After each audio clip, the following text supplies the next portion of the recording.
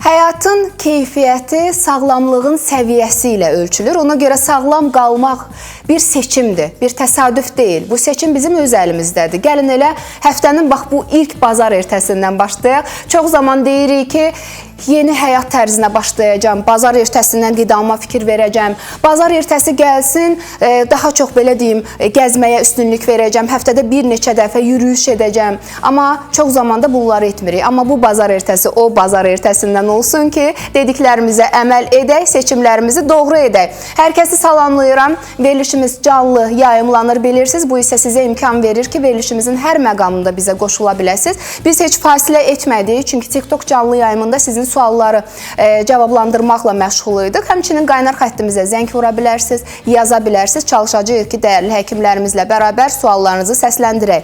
Və vaxt itirmədən növbəti dəyərli həkim qonağımızı sizə təqdim etmək istəyirəm. Çox doğma siması var, çox gözəl bir həkimimiz, tibb üzrə fəlsəfə doktoru, parazitoloq, laboratoriya mütəxəssisi, həmçinin qidalanma üzrə mütəxəssis Turan Axundova bizlə bərabərdir. Xoş gördük, doktor. Xoş gördük sizlər də. Elə dediyiniz kimi həftənin ilk günləridir.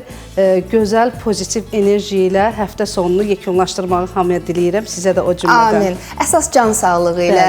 Və bilirəm ki, o qədər gərgin qrafiklə çalışırsınız. Özünüz deyin, səfəriniz haraydı, nə ilə orada qarşılaşdı, sizi necə qarşıladılar, nələri söylədilər pasiyentləriniz? Səfərimiz Qazax doğma elimizə idi, qərb bölgəsinə. Təbii ki, Gəncə zonasından bu tərəfə hamısını qəbul etdik pasiyentlərin. Sağ olsunlar, çalışdığımız qədər hamısına müəyyən bir vaxt ayırdıq, baxdıq.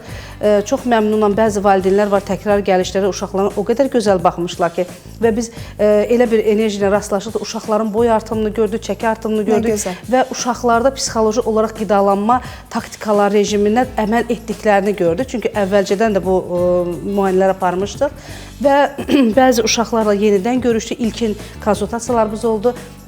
Şəxsən özüm o uşaqlarla ayrıcana bir söhbətlər aparırdım ki, uşaqlar sevdikləri qidaların içərisinə xeyirli qidaları əlavə etsinlər və çox da gözəl bir nəticələr əldə etdik. Nə yaxşı ki, varsınız. İnşallah gələcəkdə də yəqin ki, hamısına riayət edəcəklər. Qazaxdan gəlir, hara gedir bizim gözəl həkimimiz? Lənkərana.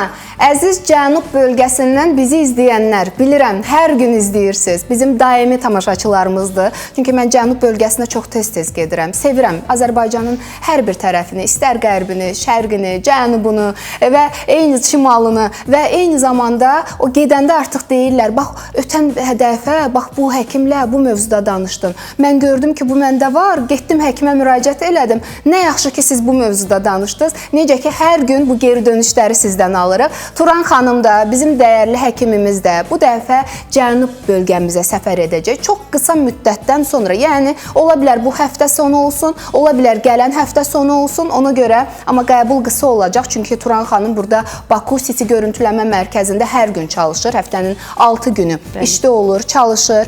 Gənclik metrosunun yaxınlığında yerləşir Baku City görüntüləmə mərkəzi 050-273-9016 onun əlaqə nömrəsidir. Özü də mənə bir müalicə yazıb və mən də o müalicəni edirəm və fərqi artıq hiss eləyirəm. Baxmayaraq ki, bir neçə gündür onu istifadə eləyirəm, ilk günlərdir.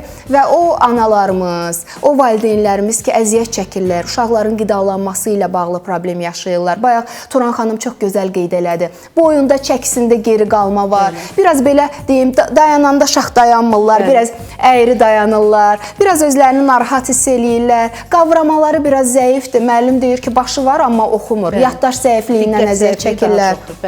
Bəli, bax bunlarla bağlı Turan xanıma müraciət edə bilərlər. Çünki Turan xanım 20 ilini belə deyim, bu işə həsr edən bir həkimimizdir. 20 illik bir iş təcrübəsi var və uzun illik bir təhsil təcrübəsi var. 10 ildən artıq təhsil alıb, ona görə həm parazitoloqdur, həmçinin laboratoriya mütəxəssisi üzrə təhsil alıb, həmçinin qidalanma üzrə mütəxəssisdir, tibb üzrə fəlsəfə doktorudur. Və bugün də elə övladlarımızla bağlı bizi narahat edən məqamları bölüşəcəyik Turan xanım. Gizli parazitlərdən danışacağıq. Bəli, gizli parazitlər nədir və bir laboratoriya mütəxəssisi kimi istəyəcəm deyək ki, laboratoriya nəticələri bizi nəyi göstərir? Hər dəfə mən verilişlərdə təkrar bu ifadəni səsləndirirəm ki, valideynlər bəzən, mənim öz yaxınlarımda da olur, bəzən hirslənirəm. Aparırlar uşağı analiz verməyə və analiz verib sanki bununla ürəkləri rahatlayır ki, mən analiz verdim. Göstəricilərin biri yuxarı qırmızı, ox biri aşağı qırmızı.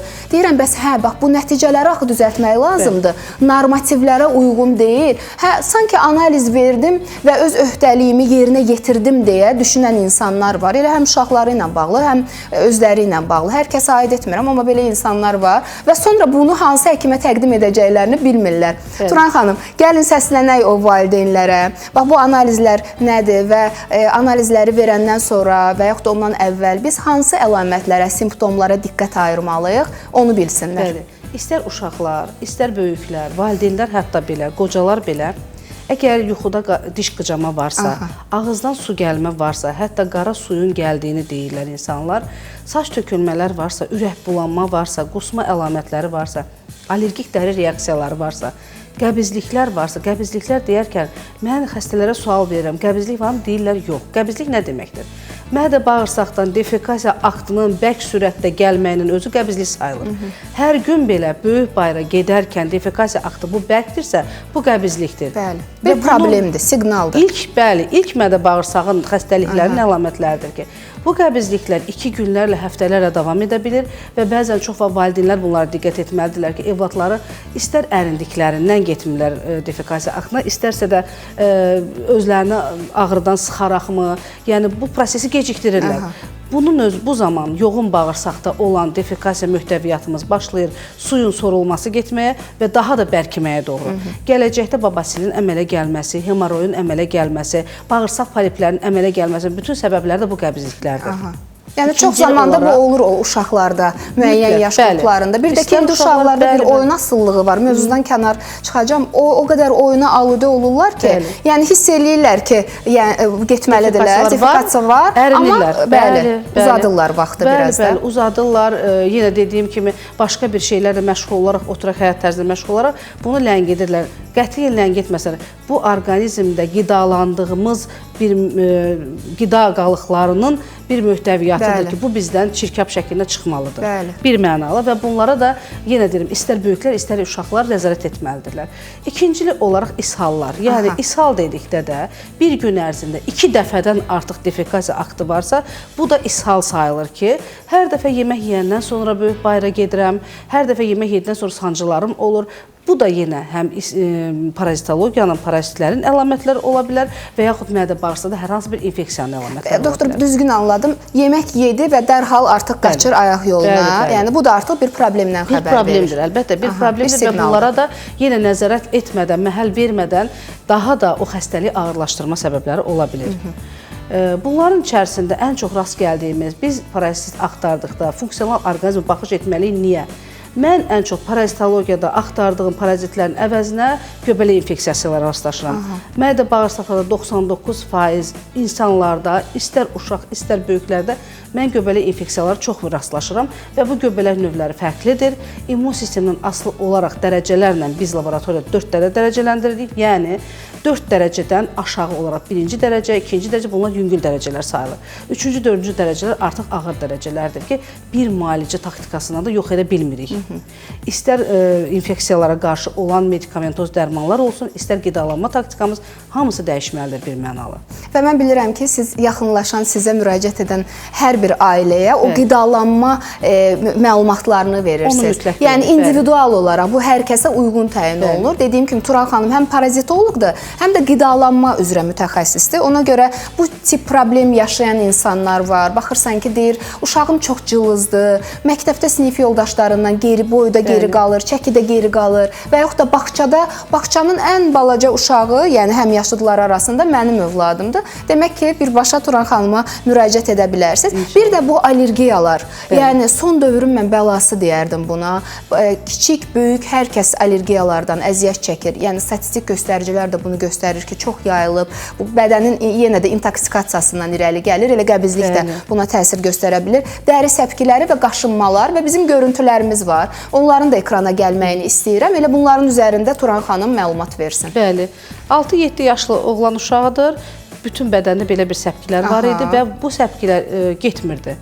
bütün müalicələr taktikası, parasitologiyada bütün müalicə taktikaları olunmuşdur. Təbii ki, qurd invaziyası ilə bərabər olaraq bu uşaqda virus infeksiyası var idi və viruslar bilirik ki, bizim bədənimizə düşərkən istər herpes olsun, taksoplazma olsun, stomegalovirus olsun və yaxud da zil virusları olsun, 6-21 növündə viruslar var ki, bunlar HPV virusları, insan papilloma virusları deyirik ki, bunlar bədənimizə yatmış formada dururlar. Nə zaman bizim orqanizm zəifləyərsə, başlayır bizim dəri üzərindən belə bir görüntülərlə üzə çıxmağa və biz müalicə taktikasından cəmi 20 gün müalicə etdik və uşaqda tamamilə ayaq hissəsinin arxa tərəfin çəkilişini ev şəraitində valideyn etmişdir. Tamamilə getmişdir, bəli. Aha, növbəti fotoya baxaq zəhmət olmasa. Burada dəri altı səpkilərdir. Dəri altı səpkilər də çox uşaqlarda var. Amma bir çox insan bundan əziyyət çəkir və elə bilir ki, bunun çarəsi yoxdur. Yox, buna baxarkən görünür ki, dəri tamamilə təmizlənə bilir. Yəni, mütəmadi olaraq. Burada yalnız biz medikamentoz müalicədən istifadə etmirik. İkincili olaraq, bir mənalı olaraq qidalanmanı dəyişir. Qidalanma, yalnız qidalanma. Dərisi belə olan xanımlarımız və bir də yeniyetmə oğlanların üzündə çox olur bu. Hansı ki, dəri altı, biri var ki, sızanaq olsun, sızanaqda bir möhtəviyyət olur, o partlayır və dağılır, amma burada çıxmır. Yəni, bu da fikirləşirlər ki, bunu necə eləsinlər? Yəni, bunu hər hansı bir müdaxilə eləyəndə də sonra ağır fəsadlar yarana bilər, iltihablaşa bilər. Ona görə doğru, dürüst, yəni ixtisaslı həkimlərə müraciət etməyiniz vacibdir. Görün, nəticə necədir? Aha, növbəti. Burada da 30 yaşlı qız qol hissəsində, diz oynaqlarında belə bir qızartılı səpkilər və infeksiya, göbələk qarışıq infeksiya var idi. 10 gün nəticəsində yəni tamamilə yoxa çıxmışdır. Aha, bir də dırnaqları ilə bağlı problem yaşayan insanlar var. Bizə çox yazırlar ki, dırnaqlarımda elə bir problem yaşayıb, hansı həkimə yaxınlaşıram, müəyyən müalicələr edir, nə bilim, mazlar təyin eləyir, dərman preparatları təyin eləyir, gellər vururam, amma heç bir nəticə yoxdur. O zaman bax bunu izləyin. Gəlin izləyək. Aha, burada nədir? Deməli, bir neçə aylar keçibdir. Dırnağın təbii ki, öz bərpa vaxtı vardır. Bəli, göbələk infeksiyasının mütəmadi olaraq uzanaraq tamamilə yox edilməsi. Aha. Aha, növbəti fotoda burada yenə 12 yaşlı oğlan uşaqdır. Uşaq mənə qəbizliklə müraciət edir və qan gəlirdi düz bağırsaqdan hər dəfə defekasiya aktında. Heç məhəl verməmişdik. Təsadüfi bir sorğuların nəticəsində dırnaqlar nə vəziyyətdədir və dırnaqları görürsünüz ki, yuxarıdakı dırnaq 1 ay, 2 ay ondan qabaq olan nəticələrdir. 2 aydan sonra görün, dırnaq təbəqəsi yavaş-yavaş düzəlir. Lakin bunu dayandırmaq düzgün deyil. Müalicəni hələ də davam edirlər. Çünki istər uşaqlar, istər böyüklər 6 aya qədər dırnaq müalicələri getməlidir ki, tamamilə bərpa olsun. Doktor, bir də parazit olur, amma öyrəşdiyimiz əlamətlər olmur. Yəni, tamam fərqli əlamətlər üzə çıxır. Məsələn, deyirəm, birini səsləndirmək istəyirəm, əl quruluğu. Hansı ki, əllər quruyur və düşünür ki, yəqin ki, mövsümlə əlaqəlidir, müəyyən kremlərdən istifadə edir, müəyyən dərmanlardan istifadə edir, hormonal preparatlara keçirlər, amma heç bir nəticə olmur. İstəyirəm bu barədə tamaşaçıları məlumatlandıraq. Əl quruluğunun bir dəfəlik təsir, yəni düz bir təsiri yoxdur parasitologiya ilə. Bilavasitə təsir nəticəsində əl quruluğu əmələ gəlir. Çünki istər mədə-bağırsaq sistemi, istər digər orqanlara düşmüş parazitlər bizdə orqanizm zəifliyinə və immun sistemi zəifliyinə gətirib çıxarır ki, bu zaman vitamin D azlığı da yaşaya bilərik, vitamin A azlığı da yaşaya bilərik və mədə-bağırsaq sorulmasını da itirə bilərik. Bu zaman bizdə bəli, əl quruluğu, dəri quruluğu, dəri çatlamaları, hətta dəri infeksiyasına belə yoluxma müşahidə oluna bilər. Məsələn, bax bu fotodakı kimi əvvəl və sonranı izləyirik hal-hazırda. Askarida qurdu var idi və əldə iltihablı bir suluqların əmələ gəlməsi baş verirdi. Sonraki nəticəmiz də göz qabağındadır. Bəli, yəni irinli sızanaqların çıxması, mən görürəm orada da yazmısınız, bilavasitə qurd invaziyalarının yoluxması ilə əlaqədardır. Və bir də bir mövzu var ki, hansı ki biz parazitoloqdan mən bunu soruşmasam olmaz. Çox təəssüf edirəm ki, öz başına antiparazitar, yəni qurdlara qarşı dərmanları istifadə edən insanların sayı, baxmayaraq ki 21-ci əsrdə, amma hələ də var və bunu belə çox ürəklə, bəzən görürəm sosial şəbəkələrdə və yaxud da videoların altında belə elə fəxrlə yazırlar ki, mən elə hər 3 aydan bir övladlarıma filan dərmanı verirəm. Hansı ki o dərmanların istifadəsi qaraciyərdə elə geri dönməz problemlər, fəsadlar yaradır ki. Mən istəyirəm bu barədə danışaq Turan xanım. İnanırsınız ki, biz özümüz qurd dərmanını yazarkən belə gecə-gündüz onlara biz cavab veririk. Bəli. Çünki hər hansı bir individualdır ki, insan orqanizmi yazdığımız sadə bir qurd dərmanı belə olsa, onlara əks təsir göstərə bilir. Bunun üçün, yəni mən insanlardan xahiş edərdim ki, çalışın, lap zəng edin, maraqlanın, amma heç bir çəkini, boyu, insan orqanizmi bilmədən, qaraciyəri birinci dərəcəli yoxlatmadan heç bir qurd dərmanı istifadə etməyin. Bunlar kimyəvi tərkibdir. Parazit orqanizmini belə məhv edən kimyəvi tərkib olduğundan bizim orqanizmimizdə çox bir mənfi təsirat verə bilər. Hal-hazırda Turan xanımın əlaqə nömrəsini canlı yayımımızdan istəyən izləyicilərimizə səslənmək istəyirəm. İndi qeyd olunacaq nömrədə TikTokda 050-273-90-16 və dediyim kimi həftənin 6 günü Baku City görüntüləmə mərkəzində olur. Həftə sonları çox zaman bölgələrimizə yollanır. Qazaxdan bu həftə qayıdıb, sağ olsun o boyda məsafəni qət eləyib gəlib və dəyərli vaxtını bizə ayırıb Turan xanım. Bu həftə isə və yaxud da ola bilər növbəti həftə olsun, amma qeydiyyat davam eləyir, başlayıb artıq ekranda gördüyünüz nömrə ilə cənub bölgəmizə Lənkərana yola düşəcək. Lənkəran və Lənkərana yaxın ərazidə yaşayanlar, istər Astara olsun, bilmirəm, orada yaxın ərazidə bizim qəsəbələrimiz, kəndlərimiz olsun, müraciət eləyə bilərsiniz. Amma vaxtında müraciət önəmlidir. Çünki dediyim kimi elə bir problemlər var ki, onları vaxtında diaqnostika edəndə çox uğurlu nəticələr əldə etmək olur və bir də uşaqlarla bağlı ən həssas yerimiz bizim övladlarımızdır. Vaxtında müraciət edək ki, onların inkişafdan geri qalması çox belə deyim də ağırlaşmasın. Çünki artıq elə yaşa gəlib çatır 15, 16, 17 yaşında və onda artıq valideynlər anlayır ki, mənim uşağımın boyu balaca qaldı və yaxud da çox cılız qaldı, çəlimsiz oldu. O zaman, yəni ona görə yaxşı olar elə inkişaf dövründən müraciət eləyəsiniz. Hələ ən yaxşısı 3-4 yaşından müraciət etməkdir. Çünki təməl elə o zamanlar qoyulur. İlk yaşlarda 10 yaşa qədər uşağın mədə-bağırsaq sistemi formalaşır. 12 yaşdan 17 yaşa qədər bizim yeniyetmə dövrü olduğu üçün onurğa sümük toxuması maksimum dərəcə 17-18 yaşında çatır və 17-18 yaşından sonra biz heç bir uşağa boy hormonu belə verə bilmərik. Heç bir vitaminlər versək də əzələ kütləsini qaldıra bilərik, amma sümük toxuması heç bir irəliləyiş verə bilmirik. Və bizim gələn xəstələrdə də ən çox belə bir müraciətlər olur ki, deməli, boy aşağıdır. Boy, çəki problem deyil. Çəkini qaldırmaq bizim üçün asandır. Boy qaldırmaq üçün bizə illər lazımdır. Və o illəri biz 12 yaşından başlasaq daha rahat olar. Çünki sümük toxumalarımızda o təbəqələr var ki, onlar inkişaf edir müəyyən bir yaşa qədər, dediyim kimi yeniyetməlik bitənə qədər. Və bu zaman burada somatotrop hormon deyilən hipofizin ifraz etdiyi bir hormon var ki, bizim bədənimizə. O hormon pik nöqtədə olur 17 yaşa qədər. Artıq 15 yaşdan sonra başlayır bədənimizdə orqanizm bunu azalda gedir və 17 yaşda tamamilə somatotrop hormon dayanır. Yəni bizim inkişafımız dayanır. Bura qədər biz edə biləcəyimiz birinci mənalı mədə-bağırsaq sisteminin sorulmasını bərpa etmək, parazitlərdən orqanizmi təmizləmək və bizə lazım olan yaxşı qidaları, keyfiyyətli qidalardan istifadə etməkdir. Mən dəfələrlə bunları deyim, istər ət məhsulları olsun, istər tərəvəz məhsulları olsun, ağartı məhsulları olsun, bunları təbii şəkildə yemək, qidalanmaq daha önəmlidir və hialuronlu ətlərdən istifadə etmək lazımdır. Hialuronlu ətlər deyərkən, bəli, hialuronlu ətlər təzə kəsilmiş ətlərin soyuducuya girmədən bişirilib yeməyi deməkdir. İstər-istəməz ilk kəsilən ətdə şirəli bir təbəqə formalaşır ki, və o hialuronlu təbəqə bizim orqanizmə çox gözəl təsir göstərir. Demək, dərimizə də xeyir eləyəcək də eyni zamanda. Çünki necə əzələ üzə hialuron vururlar. Bəli, təbii ki, biz o vurduğumuz süni hialuronu artıq təbiisidir. Bəli, təbii sürətdə almalıyıq və biz bunu soyuduculara salarıqsa və aylarla və yaxud həftələrlə dondurucularda saxlayırıqsa, biz hialuron təbəqəsini məhv etmiş oluruq, parçalamış oluruq. Sonra yediyimiz nədir? Denaturasiya olunmuş zülallardan istifadə etmiş oluruq. Yalnız zülal qidalanmış oluruq. Onun üçün biz orqanizmə və xüsusən də uşaqlara hialuronlu ətlərdən və ət bulyonlarından istifadə etməliyik. Uşaqların inkişafına çox gözəl təsir göstərir. Nə yaxşı ki, varsınız, dəyərli Turan xanım. Elə adaşınız Turan xanım bizə sual yazır. Deyir ki, həkimimiz qurdun müalicəsini bizə deyər. Əzizlərim, həkim buradan necə ümumi bir müalicə desin, bu düzgün deyil. Və hər kəsdə müxtəlif parazit növləri ola bilər. İndi həkimimizi dinləyin, görək bu barədə nə deyəcək. Qısa aradan sonra elə bu müalicə barəsində ətraflı danışarıq.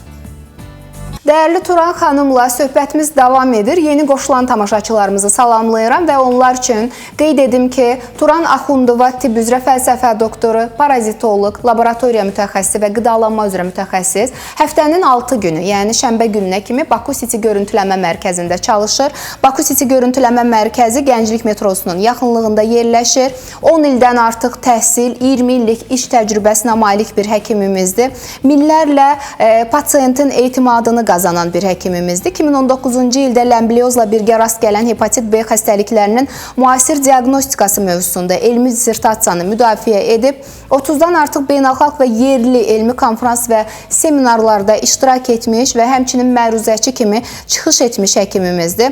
Hormonlar, infeksiyalar, parazitlər, göbələklər, bakterial infeksiyalar, gastroenteroloji xəstəliklər, onkoloji xəstəliklər, uroloji xəstəliklər, uşaqlarda vitamin azlığı, anemiya, dəri xəstəlikləri, allergiya, ginekoloji müayinələr ilə bağlı da ona müraciət edə bilərsiniz.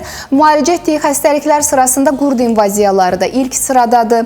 Ləmbliozla bağlı problem yaşayanlar, təkrar buna yoluxanlar, heç cür bədənimdən xaric olunmur, məni narahat edir deyənlər də Turan xanıma müraciət edə bilər.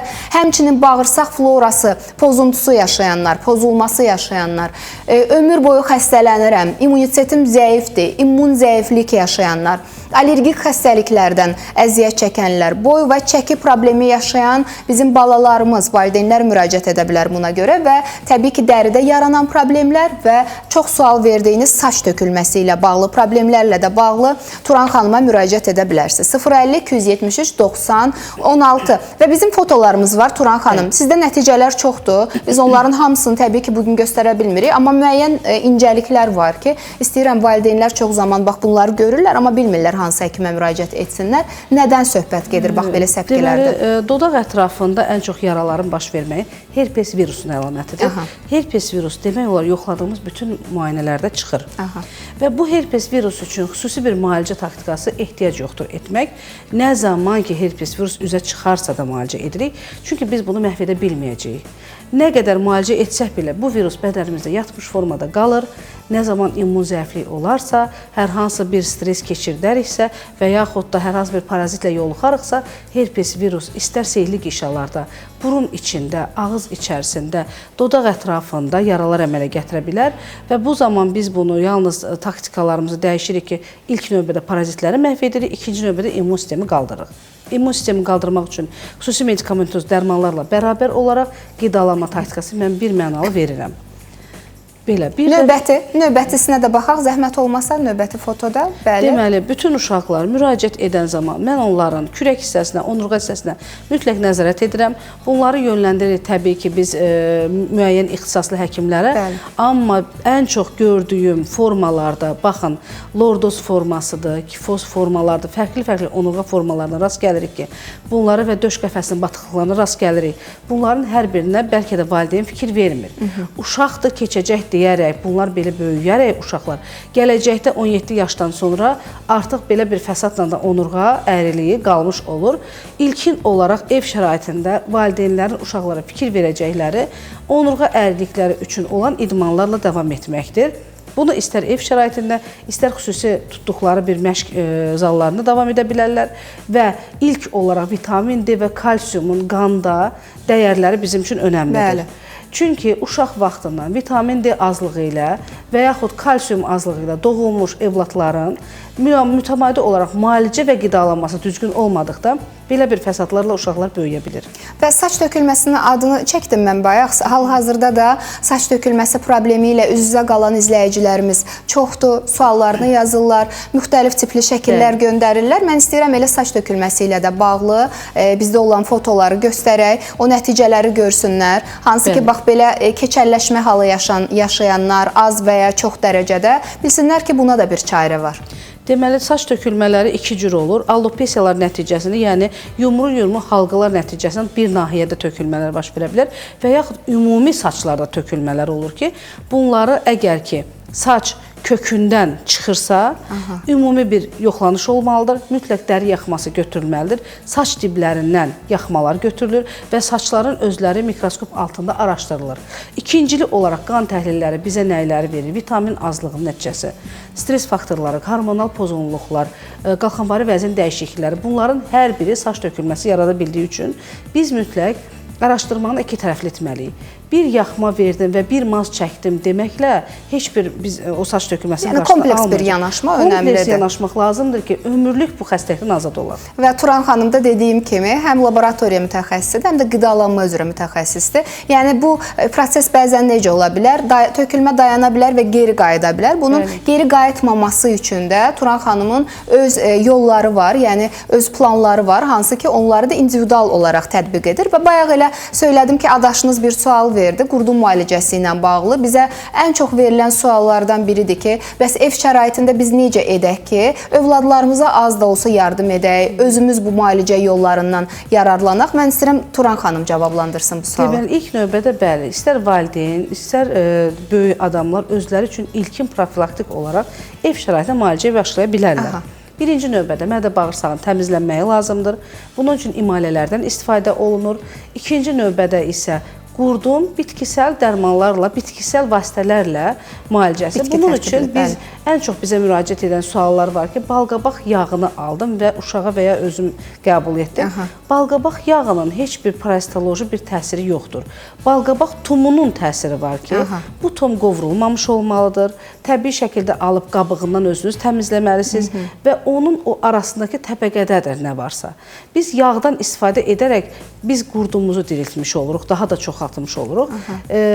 Bunu məsləhət görərdim ki, onlardan istifadə etsinlər. Yaxşı olar ki, elə balqabağı hazırlayanda onun içərisindəki tumu xaric edib, yuyub, qurudub, qəşəng onu yemək olar. Ondan istifadə etsinlər. Bax, ev şəraitində profilaktik olaraq bunlardan istifadə etmək mümkün olur. Yenə dediyim kimi qidalanmanı təmiz saxlamaq, göy-göyərtiləri yaxşı yuyulması, meyvələrin yaxşı yuyulması və ilk növbədə yenə dediyim kimi imalənin olunması, gigiyenik vasitələrə düzgün riayət olunması lazımdır və immun sistemi qaldırmaq. Əgər bunların da bir nəticəsi olmazsa, artıq müraciət edirlər və müraciət zamanı ən çox deyirlər ki, qurd analizi verdim və çıxmadı. Bayaq siz də dediyiniz kimi, ən çox da rast gəldiyimiz klinik əlamətlər zaten bizə göstərir ki, bu adam qurd invaziyasına yoluxub. Amma analizlər gətirirlər və qurd invaziyası yoxdur. Əgər bizim klinika varsa, biz onu dönə-dönə araşdırmalıyıq.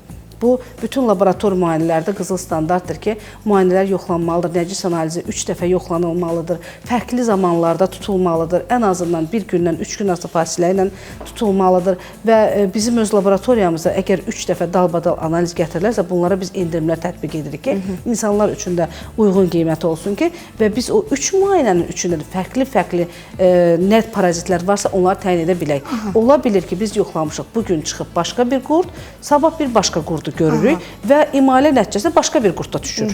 Yəni, hətta yumurtasını da görə bilirsiniz. Yumurtalarını görə bilirik, bunu atlaslarla müqayisə edirik. Təbii ki, böyük binokulyar mikroskoplardan kameralarla həkk olunur kompüterlara və bu kompüterlardan biz onları şəxslərin özlərinə göstəririk, sahadı ilə, dövrü ilə ki, anatomik atlaslarla müqayisələr edirik və bunlarla təyin edirik. Yoxsa hər hansı bir şübhələrlə etməklə bu düzgün deyil və hər bir qurdun da öz taktikası, müalicəsi vardır. Bəli. Bir qurda 3 günlük müalicə tətbiq olunur, bir qurda 1 aylıq müalicə tətbiq olunur və bu qurd dərmanını qonşu içib, mən də içim, bəlkə təsir edə, bu da düzgün deyil. Və bundan əlavə olaraq orqanizmin çəkisi boyu bunun üçün önəmlidir. Yaş faktoru önəmlidir. Mən 6 yaşlı qızımla, misal üçün deyirəm, 15 yaşlı evladımla bir müalicə tətbiq edə bilmərəm. Təbii ki, bunların qramları fərqlənir, dərmanın tərkibi belə fərqlənir. Və ilk növbədə ikincili bir xəstəliklərin. Əgər bu uşaqlarda başqa bir digər xəstəliklər varsa, biz o taktikanı tamamilə dəyişirik.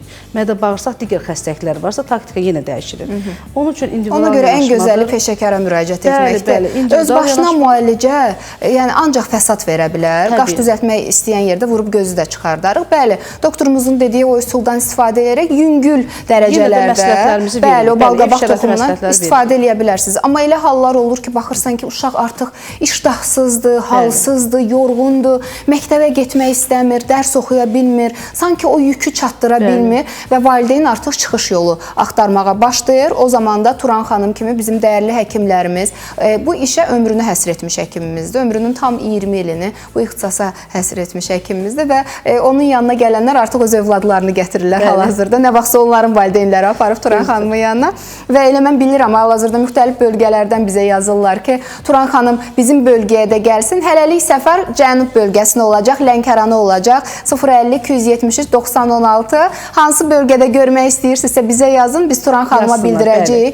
İnşallah ki, sizin bölgənizə də gələr. Və bayaq dedik ki, parazitlər simptomsuz qala bilir və bu dövrümüzdə biz şəkərli, şirin qidalardan çox istifadə edirik. Mən istəyirəm, bax, sizə belə bir sual verim ki, şəkər və şirin qidalar parazitləri aktivləşdirirmi? Çox aktivləşdirir. Deyərdim, yağlı qidalar, şəkərli qidalar, bu qidaları bizim parazitlər sevir. Çünki onlar bizim daxilimizdə yaşayaraq, bizim qanımızı soraraq inkişaf edirlər, çoxalırlar. Hətta bir dənə qurd invaziyasından minlərlə yumurta çıxa bilir ki, və bunlar da qidamıza düşən bütün vasitələri çox sevirlər. Şəkərli qidalar da o cümlədən. Ona görə çalışdığınız qədər, bəzən soruşurlar ki, siz müalicə taktikasında qidalanmanı da dəyişəcəksinizmi, dietada verəcəksinizmi? Təbii ki, mən bu dietanı deməzdim ki, yalnız qidalanma, bu müalicə vaxtı qidalanmanı dəyişin. Mən deyərdim ki, ümumi rasionunuzu dəyişin. Çalışdığınız qədər dəyişin ki, şəkərli məhsullardan, yağlı qidalardan, köhnə qidalardan azad olasınız. Bunların təsirindən, yəni qurd invaziyaları immun sistem zəifliyinə görə daha da inkişaf edə bilər və biz orqanizm möhkəmləndirmək üçün birinci mənada özümüzün orqanizm immun sistemini gücləndirməliyik və bunun da bir mənalı qidalanma bizdə böyük rol oynayır. Yəni bunlar hamısı ətraflı şəkildə incələnməlidir və daha sonra nəticə əldə olunmalıdır. Hal-hazırda qaynar xəttimizə, TikTok canlı yayımımıza sual verən izləyicilərimiz var. Deyir ki, övladımda diqqət dağınıqlığı var, bir də çox əsəbidir. Gecələr ağzından su da gəlir. Bu parazitdən xəbər verə bilirmi? Bəli, bir mənalı parazitdən xəbər verə bilir. İkinci olaraq yeniyetmə dövründə də bu proseslər baş verə bilir. Ona görə əgər parazitlər inkar olunarsa, biz mütəmadi olaraq yeniyetməliyə onu hazırlamaq üçün həm psixoloji yəni köməkliklər göstərir və nevroloji olaraq taktikalar verir onlara ki, müəyyən bir şeylərdən istifadə etsinlər. Yəni sağlam insanlara dərman preparatları təyin etmirik. Bitkisəl mənşəli əsasən sakitləşdiricilər, nanə, yemişan, itburnu. Bax, bunlar hər biri insanların, əsasən də uşaqların çoban yastığı, sinir sistemini çox rahatlayır.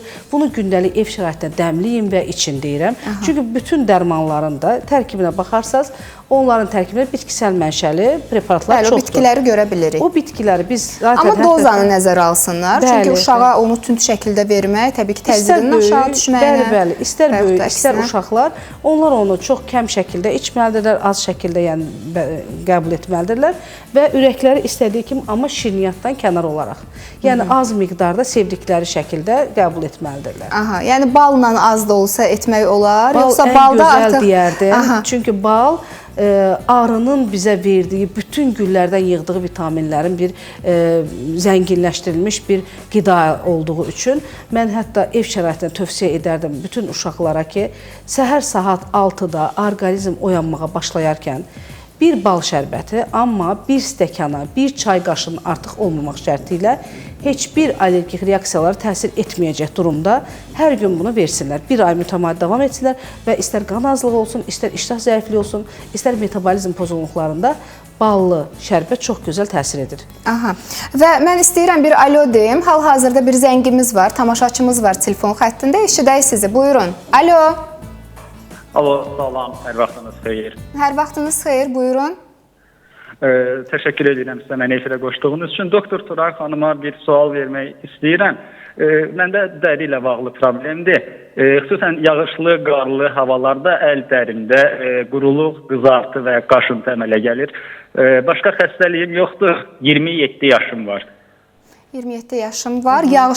Düzgün anladım, yağışlı havalarda söylədiniz. Bəli, yağıntılı havalarda ən çox baş verir. Təşəkkür edirik zənginiz üçün. Yağışlı havalarda əllərində qaşıntı, qızartı əmələ gəlir. O immun zəiflikdən baş verən bir şeydir, amma dəri yaxması mütləq yoxlanılmalıdır. Dediyim kimi, vitamin azlığından bu proseslər baş verə bilər və yaxud dəri xəstəliklərindən. Təbii ki, yay aylarında istər dəri xəstəliyi nə olur olsun, dərimizdə yağlılıq təbəqə əmələ gəldiyi üçün bu dəri xəstəliyi biraz sakitləşə bilir. Qış aylarına doğru soyuqlar getdikcə və dəri xəstəliyi başlayaraq daha da özünü biruzə verə bilir. Ona görə mütləq mədə-bağırsaqdan göbələk infeksiyası və dəridə göbələk infeksiyası yoxlanılmalıdır. Bax Turan xanım, hal-hazırda Qazaxdan demək olar elə birbaşa studiyamıza gəlmisiniz. Bu sonuncu həftə, yəni dünəndən söhbət gedir. Turan xanım Qazaxa səfər etmişdi, qəbullar etdi və çox sayda insan onun qəbuluna gəlmişdi. Mən izlədim o görüntüləri. İnşallah növbəti verilişlərdə o görüntüləri sizin üçün hazırlayıb göstərəcəyik. Daha çox hansı problemlərlə bağlı müraciət etdilər? Ən çox uşaqlarda boy çəki müraciət oldu ki, bu da məni çox sevindirdi ki, analar daha tez onun üzərinə düşmək üçün 10 yaşında, 12 yaşında, 14 yaşında uşaqları yəni gətirmişdilər ki, artıq özləri anlayıblar ki, uşaq geri qalır, tez üzərinə düşə bilək. Yəni, bəzi çox az hallarda 1-2 nəfər oldu ki, artıq 17 yaşına müraciət etmişdir və biz boya heç bir köməklik göstərə bilməyəcəyik. Lakin yenə də onurğanın düzgün qalmağı üçün, formada qalmağı üçün və əzələ kütləsi normal olmaq üçün müalicə taktikamızı etdik. Və parazitlər birmənalı çox adamda aşkar olundu. Daha bir izləyicimiz qaynar xəttimizə sual verib. Nilay Əliyeva 5110 nömrəli abunəçi izləyicimizdir. Hər vaxtınız xeyir. Mənim qızım çox su içir və son zamanlar yan qismini çox qaşıyır. İştahı hamısı yerindədir. İştahı falan hamısı yerindədir. Qurtdan xəbər verə bilərmi? Həm çox su içməsi, həm də bu qaşınmaları. Qaşınması qurtdan xəbər verə bilər. Su qəbulu isə mən deyərdim ki, şəkər xəstəliyi mütləq yoxlatsınlar. Yəni uşaqda gizli şəkər yoxlanılmalıdır. Gizli şəkər yoxlanılmalıdır, insulin yoxlanılmalıdır və öd yolları yoxlanılmalıdır ki, hər hansı bir öd qatılıqları olarsa və yaxud insulin gizli şəkər gedərsə, bu zamanda su qəbulu çoxala bilir. Və immunitet sisteminin zəif olduğunu yazan izləyicilərimizə səslənmək istəyirəm. Elə Turan xanıma sualınızı ünvanlayacağım ümumi şəkildə. İmmunitet sistemini gücləndirən qidalar varmı? Varsa hansılardır Turan xanım? Nə gözəl sual, çünki bunu ev şəraitində hamı edə bilər. Onun üçün xüsusi bir həkimə müraciət etmək lazım deyil. İmmuniteti qaldıran qidalar birmənalı birinci olaraq ağartı məhsullarıdır. Ağartı məhsulları kənd şəraitində alınmış, inək südündən, qoyun südündən və yaxud keçi südündən alınmış məhsullardır ki, ana südünə birmənalı yaxın olan keçi südüdür.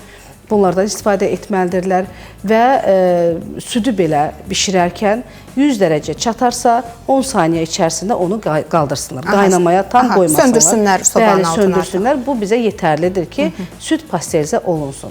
Və kəsmik, qatıq təzə çalınmış, qatıq yeri gəlmişkən deyim ki, biz mikrofloralar axtarırıq, nə qədər kapsullar içməyə. Təzə çalınmış qatıq birmənalı mikroflorada zəngindir. Hansı ki, bu mikrofloralar bizim bağırsaqlarımızda milyonlarladır və bizim bütün qidaların sorulmasında, qana keçməsində birmənalı rol oynayan bizim mikrofloralardır. Ona görə qatıq məhsullarından çox istifadə etsinlər və çox vaxt uşaqlar yemirlər, ay turşdur, qatıq və yaxud da sevmirlər.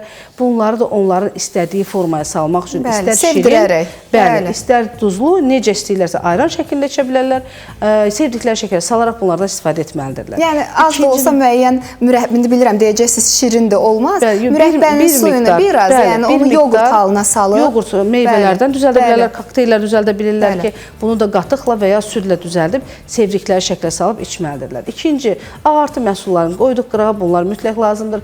Göyərtiləri, mən həmişə deyirəm ki, göyərtilərdən istifadə edir. Çox uşaqlar hal-hazırda indiki dövrümüzdə göyərti yemirlər. Yemirlərsə yenə onların sevdikləri şəklə onları salmaq lazımdır. İstər yeməklərin arasında tətbiq eləsinlər, istər yeməklərin, şorbaların belə bütöv salaraq, onu əzərək, suyunu çıxardaraq, ondan sonra çıxartsınlar. Ən azından heç olmasa onun suyu getsin. Üçüncü olaraq, ət məhsullarından normal istifadə etsinlər. Ət məhsullarını qızartmadan çox sulu şəkildə, bulyon şəkildə yeyilməlidir. Cücə, balıq və mal ətindən daha çox istifadə olunmalıdır. Ətdən çox sümük bulyonlarına daha çox üstünlük verilməlidir ki, uşaqların inkişafına kömək etsin.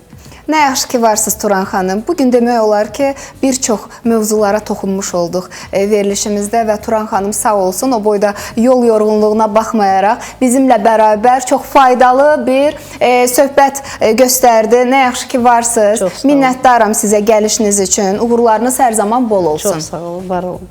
Və bir daha qeyd edim, tibb üzrə fəlsəfə doktoru, parazitoloq, laboratoriya mütəxəssisi, həmçinin qidalanma üzrə mütəxəssis Turan Axundova bizlə bərabər idi və Turan xanımın növbəti səfəri Lənkərana olacaq. Bakıda qəbuluna yazılmaq üçün də, həmçinin Cənub bölgəsində olacaq səfərinə qəbula yazılmaq üçün 050-273-90-16 nömrəsi ilə əlaqə saxlaya bilərsiniz. Həftənin 6 günü isə Gənclik metrosunun yaxınlığında yerləşən Baku City görüntüləmə mərkəzində pasientləri qəbul edir. Yaşından asılı olmayaraq istər uşaqlar, istər yeniyetmələr, istərsə də böyüklər, yaşlılar da müraciət edə bilərlər. Bugün də çalışdıq ki, sizə faydalı olaq. Sonda təşəkkürlərim olacaq. Bunu çəkim ki, geyimim görsənsin. Bax, belə bir gözəl don Las Vegas mağazalar şəbəkəsi mənim üçün göndərdi. Minnətdaram Las Vegas'ın rəhbərliyinə, həmçinin bütün kollektivini buradan salamlayıram.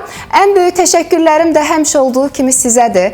Çünki verilişimizi sona kimi izlədiniz. İnşallah sabah yenidən saat 13:00-da, həmişəki vaxtımızda, həmişəki ünvanımız ATV-də canlı görüşünüzə gələcəyik. Gününüz, ayınız sağlam olsun. Hələlik.